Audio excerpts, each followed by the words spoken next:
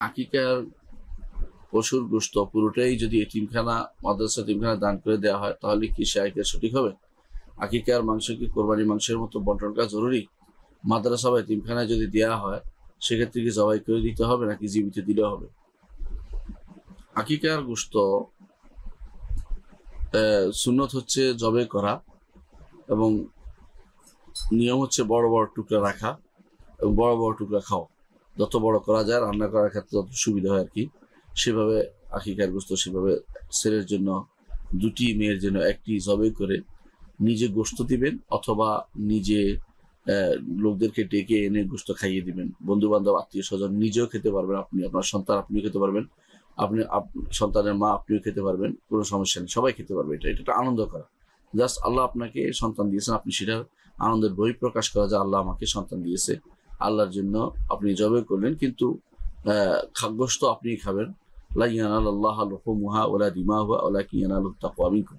আল্লাহ এটার গোশতও পান না, রক্তও পান, আল্লাহ শুধু আপনার তাকওয়া, অন্তর প্রসূত আল্লাহর ভীতি, আল্লাহ সচেতনতা, এটা আল্লাহ দেখতে চান আপনার কাছ থেকে।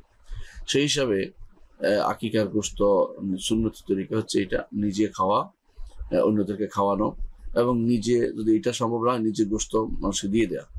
তো আপনি যদি আকিকার গোশত দিয়ে দেন, তাহলে আপনার জন্য উত্তম হবে। যদি দিতে চান যে আমি নিচে ঝামেলা যাবো না, মানুষকে দিয়ে দেবো, অথবা সবটা বেশি করতে চাই, মাদ্রাসায় দিতে চান, মসজিদে এতিমখানায় দিতে চান, তো আপনি সেখানে গিয়ে যারা আছে গরিব ছেলেদের কাছে উত্তম হবে যদি আপনি রান্না করে তাদেরকে একবেলা খাইয়ে দেন।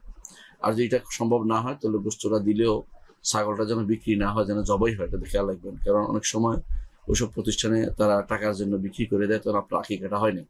আগে জবাই করতে হবে, আগে টাকা দিলে হয় না।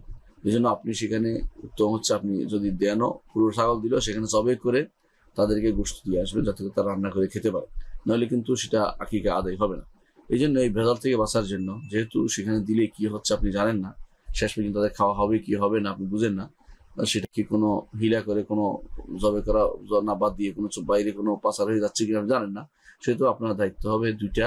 এখন বর্তমানে নিজে খাওয়া, গোস্তটাকে নিজে নিজেরা জবে করে রান্না করে লোক ডেকে, আত্মীয় স্বজন, বন্ধু বান্ধব ডেকে খাওয়াবেন, অথবা গোস্ত তাদেরকে দিয়ে দিবেন, অথবা জবে করে গোস্তটা এতিমখানায় পৌঁছে দিবেন, যাতে করে তারা রান্না করে খেতে পারে।